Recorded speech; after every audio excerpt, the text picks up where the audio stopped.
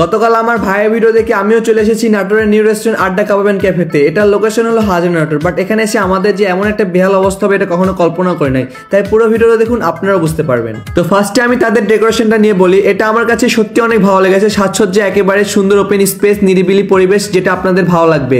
বসার জন্য রয়েছে সুন্দর সুন্দর জায়গা যেখানে আপনারা সুন্দর সুন্দর পিক তুলতে পারবেন। এরপর তো ফ্যামিলি বা ফ্রেন্ডদের সাথে এসে আপনারা দারুণ মজা পাবেন। এমনকি ছোটদের জন্য খেলার ব্যবস্থা রয়েছে, যেটা আমার কাছে অনেক ভালো লেগেছে।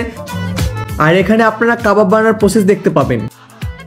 এবার আসি আমি কেন ভোগান্তিতে পড়েছি। তাদের প্রত্যেকটা জায়গায় এমন অবস্থা, সব জায়গায় এমন পোকা। যেখানে বসেছিলাম সেখানেও কোনো ফ্যান নাই, ভালো লাইট নাই, এমনকি সেখানেও পোকা। তাই আমার মতন ভুল না করে আপনারা যদি আসেন তাহলে অবশ্যই আপনারা বিকালের দিকে আসবেন। আর এই হচ্ছে তাদের মেনু কার্ড, যেখানে কোনো খাবারই অ্যাভেলেবল ছিল না, যার কারণে আমরা এখানে চিকেন রেশমি কাবাব নেই আর নান রুটি নেই। আর এদের সার্ভিসটা অনেক স্লো, আপনাদের মিনিমাম 1 থেকে 2 ঘন্টা টাইম নিয়ে সেখানে যেতে হবে। আর এখানে তাদের কাবাবটার প্রাইস নিয়েছে 250 টাকা, যেটা আমার কাছে অনেক প্রাইস মনে হয়েছে। ছোট ছোট 5 পিস চিকেন দিয়েছে, আমার কাছে মনে হয় 150 টাকা থেকে 200 টাকার মধ্যে হলে ভালো হতো। আর নান নিয়েছিল 40 টাকা, বাজারে নর্মালি আপনারা পাবেন 30 টাকাতে। আর নিয়েছিলাম মিনি বার্গার, যেটা প্রাইস নিয়েছিল 50 টাকা।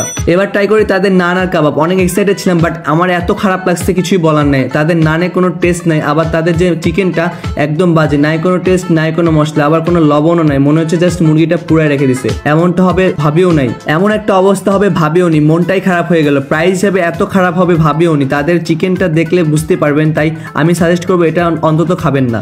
এবার চলে আসি তাদের বার্গারটা, যেটা আমার প্রাইস হিসেবে ভালো লাগছে। এটা মজা ছিল অনেক, আপনারা এটা খেতে পারেন, অনেক টেস্ট আছে। যদি ভিতরে বসেন তাহলে আপনাকে ফোনে লাইট জ্বলায় খেতে হবে। আর এখানে কোনো টিস্যু দেওয়া হয়নি, যেটা খুবই খারাপ লাগছে। হাত মোছার জন্য কিছুই নাই। তো খাওয়া দাওয়া শেষ করে হাত ধুয়ে বাসায় যাব, বাট কোনো গাড়ি নাই। তাই আমি বলবো আপনারা যদি আসেন তাহলে বিকালে আসবেন, সন্ধ্যায় আসবেন না।